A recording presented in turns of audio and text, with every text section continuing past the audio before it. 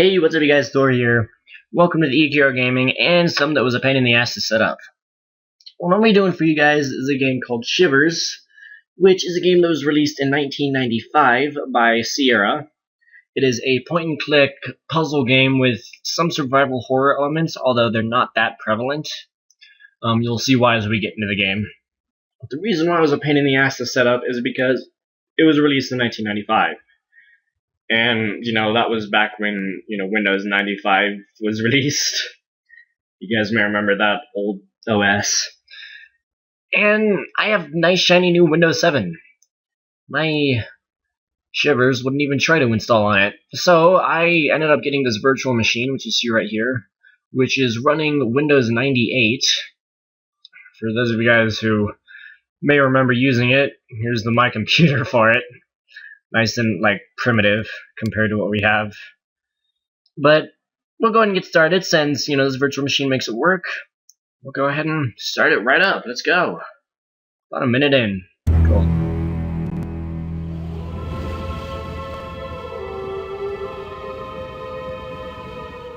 Wolves. Yay for wolves.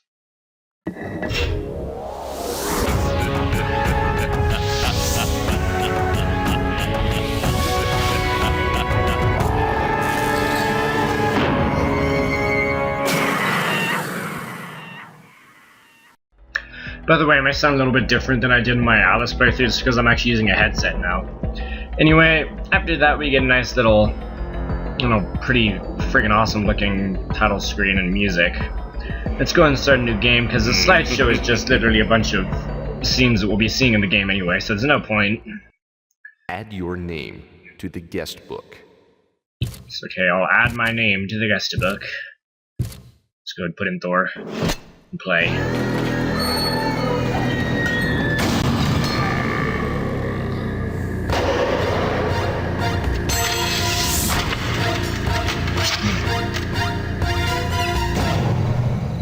This stair was kind of your idea, But I'm glad I'm me out here and not you in there. I think I've heard those same loving words before. Like the time you guys dared me to spend the night at that cemetery. If you die in the museum tonight, I'll make sure she gives a eulogy at your funeral. We never would have made you spend the night here if you hadn't have talked about this place so much. Yeah, we thought you'd been kind of, obsessed, thinking you hearing voices and stuff coming from the museum and all. Too weird for me. Hey, maybe they're the voices of those kids who disappeared 15 years ago. Right, the police never found the bodies. Or the killer. Yeah, and my sister, Julie, the one in college, says Professor Windelnut went insane. He viciously murdered them and then buried their bodies in the basement of the museum. Well, what if he's hiding in that creepy museum right now, just waiting for another victim? Yeah, and the ghosts of his victims are calling out, warning you. Ring, ring. Hello? I think it's for you. Get out. Get out. They are evil.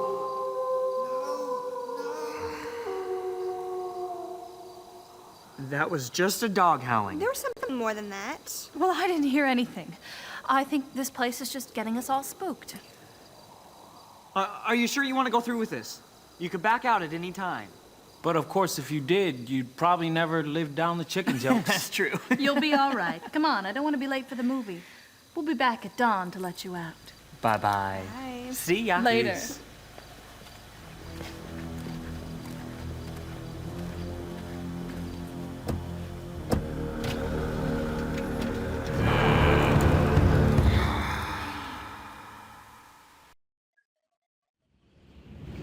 Wow, our friends are a bunch of dicks. Jesus, we're in this haunted museum that could possibly have a killer inside, and they don't even give a shit that we might actually die. Wow. What a bunch of fucking dicks. Anyway, so that's the basic premise of this game. Our, douchebag friends put there just to stay in this museum that's supposedly haunted. So, since we're gonna be here for the entire night, might as well check it out a little bit. Professor Windelnut's Museum of the Strange and Unusual, yay for graffiti. So, assuming that the museum is up these stairs, which it should be, we'll go check it out. As we said, might as well actually check this place that we're gonna be spending the next night in. Because give us something to do, right? They're pretty tall stairs. Oh.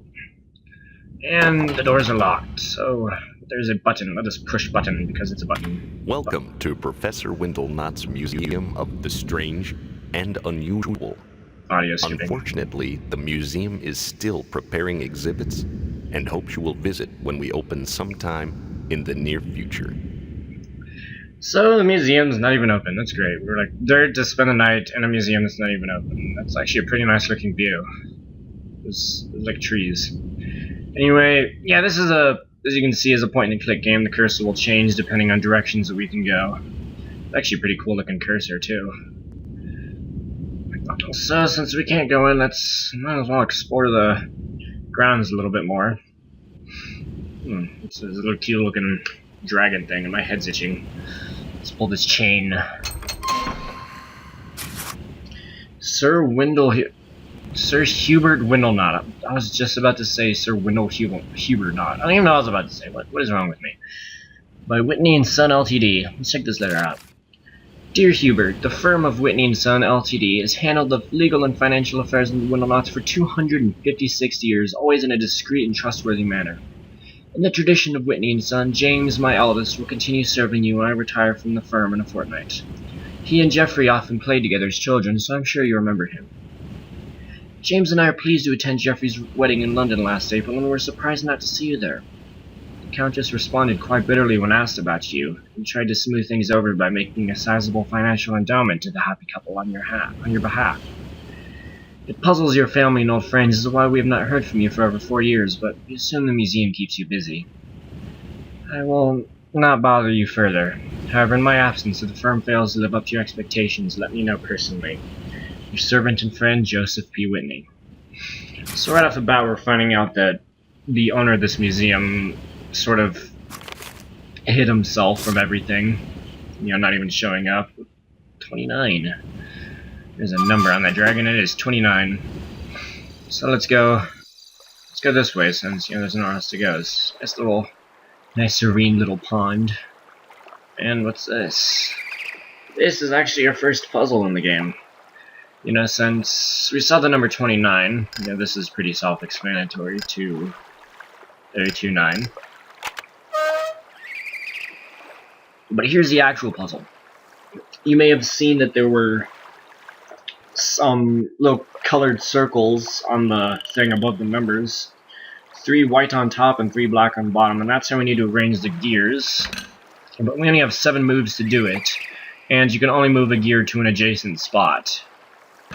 So I think I already fucked this up, actually. Yeah, I did. How do I do this again? Diagonal? Yeah, I think we go with diagonals.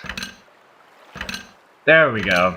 Not too hard of a puzzle, but once we've done that, we can pull that crank and make noises. And as we can see, what that did is created a bunch of stepping stones over here, which will take us into the land of monk chanting.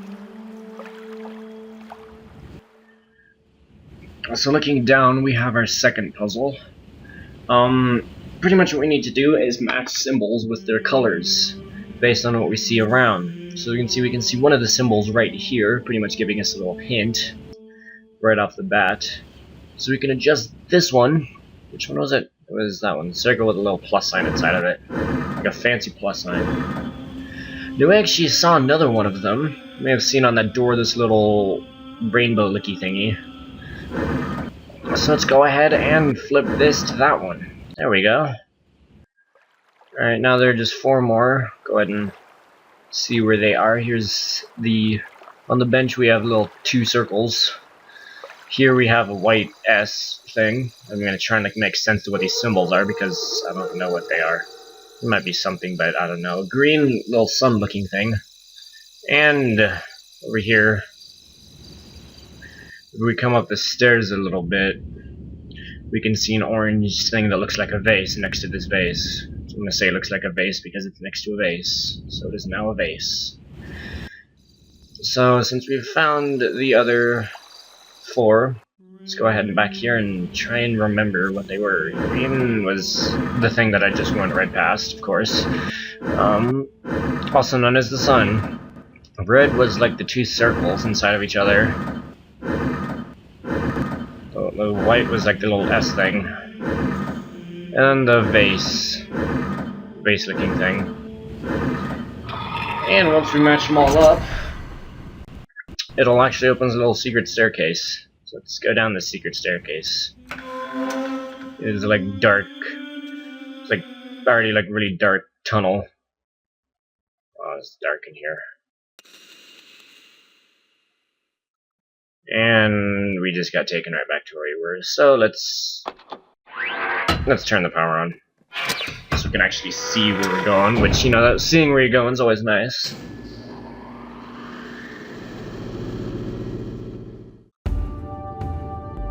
So there's actually a little bit of an Easter egg here. There's a light right here if you touch it a couple times. Ow. It's hot. Which is admittedly a really nice way to react if you like burn yourself. Oh, it's hot. So let's go down this like green corridor again, and we can see that we missed this little tunnelway because it is like really too dark to see. So we'll just continue along. So something about this game is it's actually like most of these scenes are actually watercolors messed around with in Photoshop. The really old version of Photoshop, but you know, still Photoshop. Oh my god. There's a dead guy. And a book on his back, so let's look at the book. Forget the dead guy, there's a book. Egyptian hieroglyphs explained. There's a hieroglyph meaning man and woman. Now these I'm not going to read because they're just information about these Egyptian figures. If you guys want to read them, you can pause the video and do so. I'll just read off the names. Akhenaten, Nefertiti,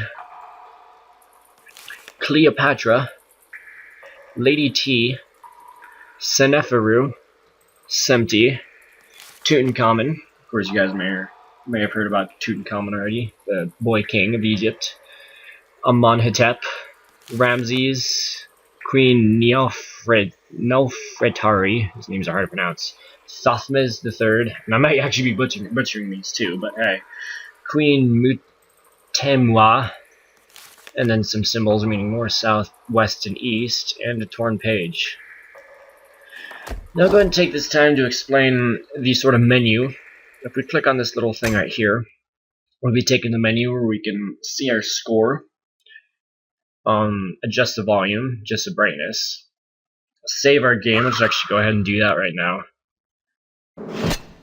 because I don't want to do that again. People and I could. Anyway, restore pretty much makes the guy evilly laugh. Select a name from the register. And then, yeah, it's pretty much the load game.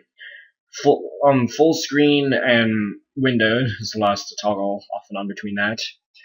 Text off or text on, which is pretty much subtitles. I'll go ahead and leave them on just because I know some people like them. But this flashback is something we're probably going to be using quite a bit.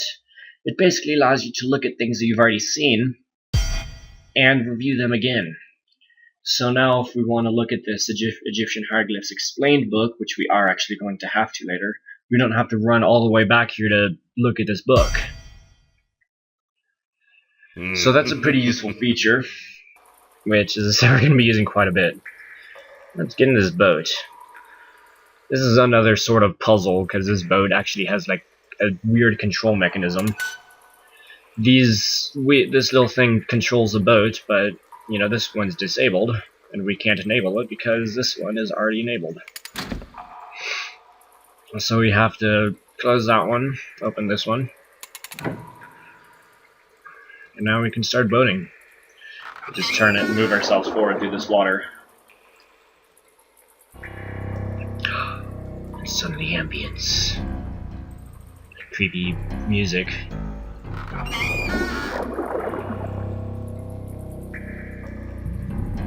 The water's bubbling.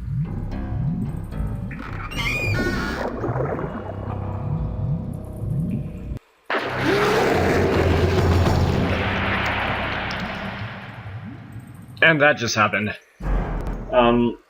We're going to be seeing that quite a bit more. It's actually one of the lower points of this game because of the design of those things, because they do look like they're drawn in MS Paint, but this was a pretty low budget game anyway, so...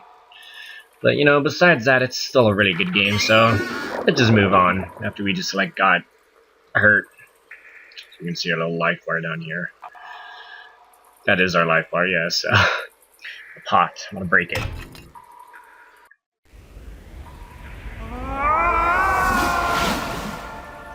15 long years in this prison. You, get out. Do not meddle in things beyond your understanding. You will pay for your curiosity. You are in grave danger.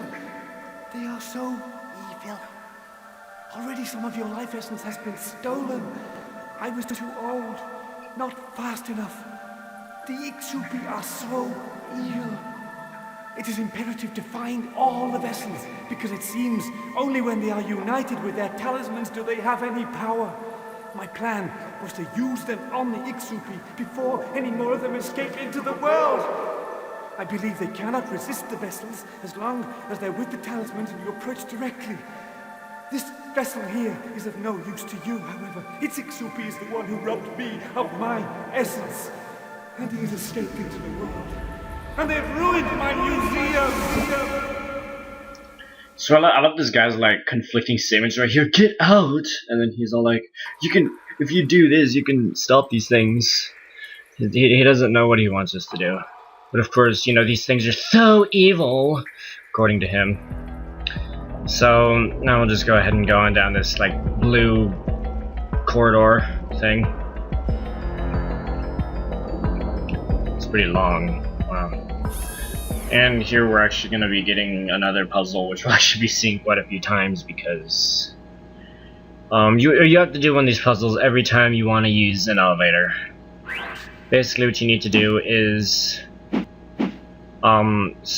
flip these little panels so that they... oh, fucking damn it.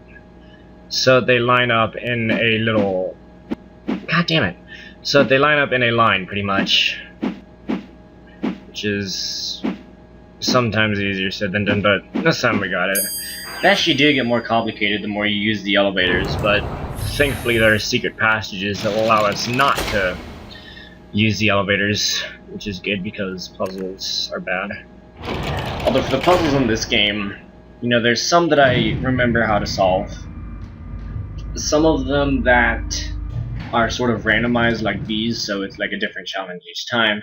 And some which I'm actually going to be using a guide for, so I don't spend 500 hours on each one, because I'd never solve them otherwise. So, we've actually made it into the museum. So with that, I'm going to go ahead and end this episode off here. I hope you guys enjoyed it, and I will see you guys next time. And I think I'm going to let this guy give you the outro. Goodbye.